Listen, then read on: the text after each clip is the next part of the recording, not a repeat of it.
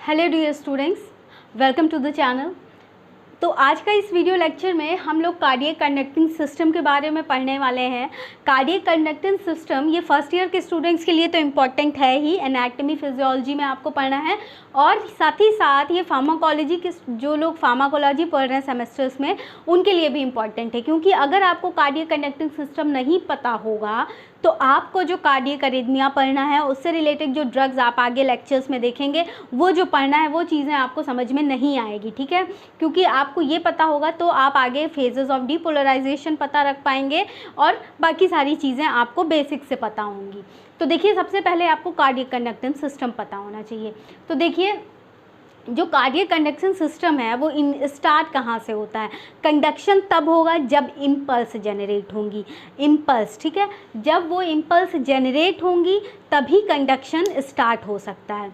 तो देखिए, इम्पल्स का जो जनरेशन होगा वो ऐसे नोड से होगा। ये यहाँ पर डायग्राम में आपको दिख रहा होगा, ये है ऐसे नोड, ठीक है। इम्पल्स का जनरेशन ऐसे नोड से होगा जिसको आप साइनोएट्रियल नोड भी कहते हैं, या फिर इसी ऐसे नोड को हम पेस मेकर ऑफ हार्ट भी कहते हैं, ठीक है। इसी को हम पेस मेकर ऑफ हार्ट भी कहते हैं, क्योंकि इसमें जब इम्पल्स जनरेशन होता है तो हार्ट का कॉन्ट्रैक्शन स्टार्ट होता है यहाँ से, ठीक है।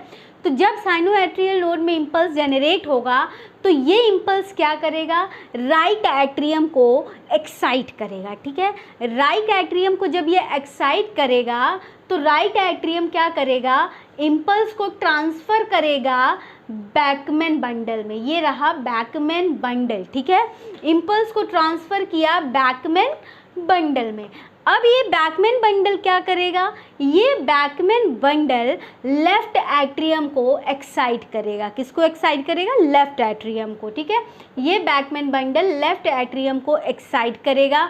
फिर उसके बाद ये लेफ्ट एट्रियम क्या करेगा, ये लेफ्ट एट्रियम इंटरनोडल पाथवेज के थ्रू, ये जहाँ आपको दिख रहा है इंटरनोडल पाथवेज के थ्रू, ठीक है। ये रहा इंटरनोडल पाथवेज के थ्रू ये क्या करेगा, इम्पल्स को ट्रांसफ़र करेगा एवी नोड में। कहाँ ट्रांसफ़र करेगा, इम्पल्स को एवी नोड में, ठीक है।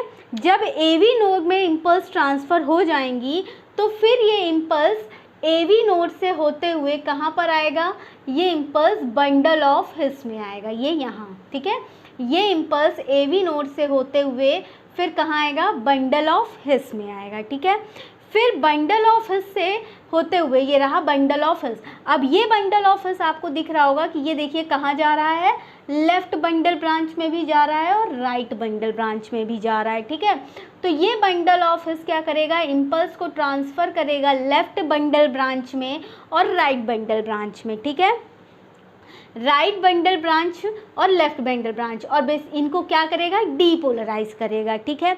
और अब आपको ये डायग्राम में क्लियरली दिख रहा है कि ये राइट बंडल ब्रांच और लेफ्ट बंडल ब्रांच ये टर्मिनेट कहाँ हो रहे हैं, ये टर्मिनेट हो रहे हैं परकिंजे फाइबर्स में, ठीक है।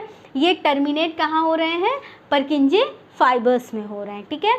तो ये हमारा हार्ट का ओवरऑल कंडक्टिंग सिस्टम है।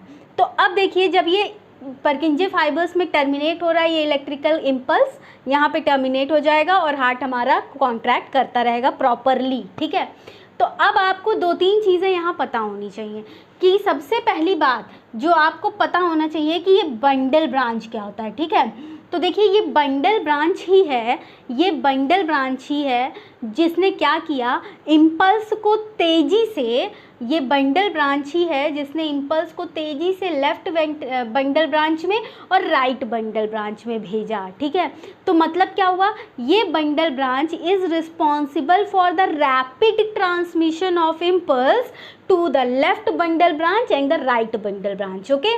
यानी कि ये bundle branch it is responsible for the rapid transmission of impulse, ठीक है, टू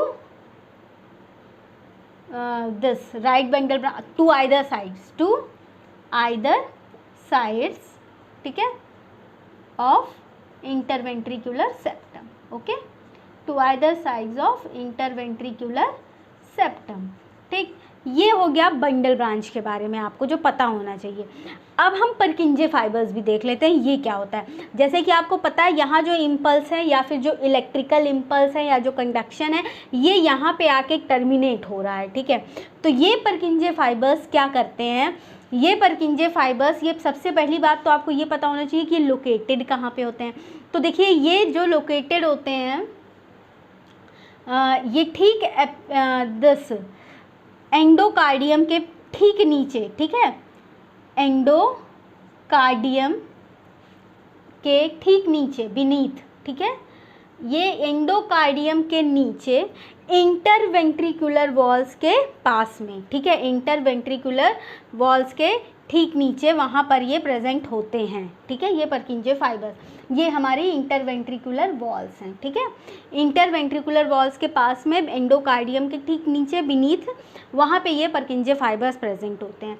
अब ये परकिंजे फाइबर्स, ठीक है, इनर वेंट्रिकुलर वॉल्स के पास में एंडोकार्डियम के ठीक नीचे ये प्रेजेंट होते हैं।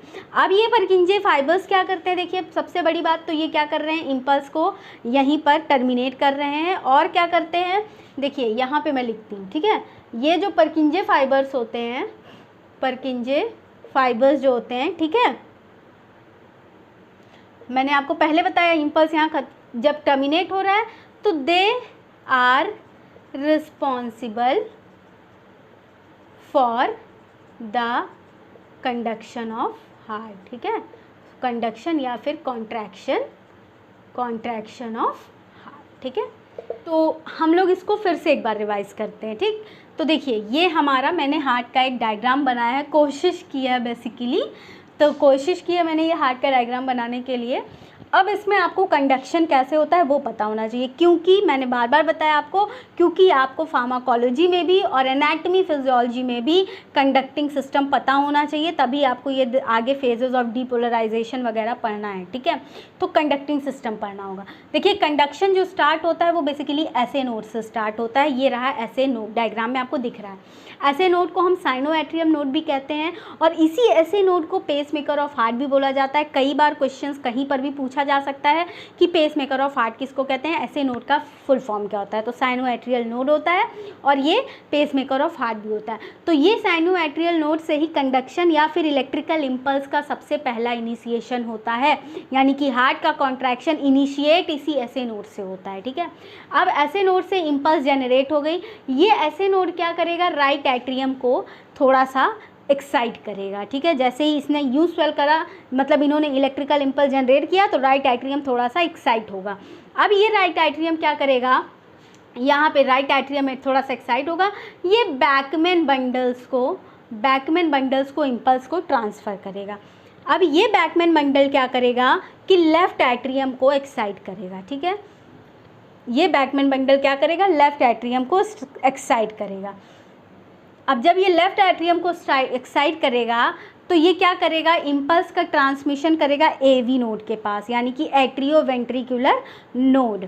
एवी नोड के पास जाएगा इम्पल्स और एवी नोड के पास जाने के बाद इम्पल्स कहाँ पे आएगा, बंडल ऑफ हिस के पास, ठीक है। इंटरनोडल पाथवे से होते हुए, मैंने जो बताया था आपको पहले भी कि यहाँ पे बैकमेन्स में आएगा, फिर बैकमेन से लेफ्ट एट्रियम थोड़ा सा एक्साइट होगा, फिर लेफ्ट एट्रियम के बाद इम्पल्स कहाँ आएगा, एवी नोड के पास, और एवी नोड के पास ये इंटरनोडल पाथवे आपको दिख रहा होगा, इससे होते हुए एवी नोड के पास आ गया, ये रहा आपका एवी नोड, ठीक है।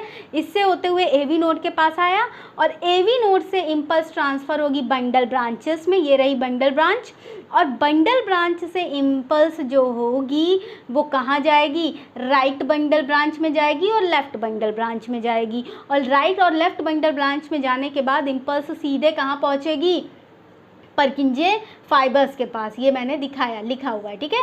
परकिंजे फाइबर्स के पास इम्पल्स पहुँचेगी और यहाँ इम्पल्स का क्या हो जाएगा, टर्मिनेशन हो जाएगा, ठीक है। जो इम्पल्स जनरेट हुई थी या जो कंडक्शन स्टार्ट हुआ था यहाँ पर टर्मिनेट हो जाएगा। अब देखिए जो दो चीज़ें आपको पता होनी चाहिए, सबसे बड़ी बात कि हमारा ये बंडल ब्रांच क्या होता है। तो बंडल ब्रांचेस जो होते हैं ये एक तरह के फाइबर्स होते हैं, और आपने अभी अभी जस्ट देखा कि यहीं से इम्पल्स दोनों राइट और लेफ्ट बंडल ब्रांचेस में गई हैं। तो यानी कि ये किस लिए रिस्पॉन्सिबल होते होंगे bundle branches? They are responsible for the rapid transmission of impulse to either side of the interventricular septum. Interventricular septum से मतलब क्या है? लेफ्ट बंडल ब्रांच और राइट बंडल ब्रांचेस में गई, ठीक है। और यहाँ पे इनका डीपोलराइजेशन हुआ, और डीपोलराइजेशन होने के बाद परकिंजे फाइबर्स में इम्पल्स का क्या हो गया? टर्मिनेशन हो गया। अब परकिंजे फाइबर्स क्या होती हैं? परकिंजे फाइबर्स ये कहाँ पे लोकेट होती हैं? ये वेंट्रिकुलर वॉल के पास में, ठीक है। It is located in the ventricular walls में, और एंडोकार्डियम के ठीक नीचे ये लोकेटेड होती हैं। आपको दिख रहा होगा, ये देखिए परकिंजे फाइबर्स एंडोकार्डियम के नीचे और वेंट्रिकुलर वॉल्स में, ठीक है, located in the ventricular walls, inner ventricular wall में, ठीक। ये यहाँ पे इसका लोकेशन होता है परकिंजे फाइबर्स का। ये भी क्वेश्चन आपसे पूछा जा सकता है, ठीक है। अब ये क्या करते हैं परकिंजे फाइबर्स? क्या करते हैं परकिंजे फाइबर्स? क्या करते हैं? यहाँ पे इम्पल्स फाइनली टर्मिनेट हो रहा है, यानी कि और हार्ट के कॉन्ट्रैक्शन के लिए ये परकिंजे फाइबर्स पूरी तरह से भी रिस्पॉन्सिबल हैं, ठीक है। They are responsible for the conduction और द कॉन्ट्रैक्शन ऑफ हार्ट, क्योंकि यहीं पर इम्पल्स फाइनली टर्मिनेट हो रही है। यहाँ पे बहुत सारे छोटे छोटे बंडल ब्रांच ये परकिंजे फाइबर्स निकले हुए होते हैं। तो ये आपका overall conducting system of heart है, ठीक। तो ये हमारा आज का लेक्चर है। स्टूडेंट्स, अगर आपको वीडियो पसंद आया हो तो चैनल को सब्सक्राइब करना ना भूलें। ऐसे छोटे छोटे आपको काफ़ी इंफॉर्मेटिव वीडियोस चैनल पे मिलते रहेंगे। आगे के वीडियोस में आपको कार्डियक अरिथमिया और डिफरेंट फेजेस ऑफ डीपोलराइजेशन मिलेगा, और भी चीज़ें, मैं फार्माकोलॉजी की भी चीज़ें डिस्कस करूँगी। लेकिन अगर आपको चैनल पसंद आ रहा हो, आपका वीडियो पसंद आया हो, तो चैनल सब्सक्राइब करना ना भूलें। और हाँ, अगर आपको वीडियो से रिलेटेड कोई सजेशन देना है तो आप कमेंट सेक्शन में कमेंट करके अपने सुझाव दे सकते हैं। Thank you very much.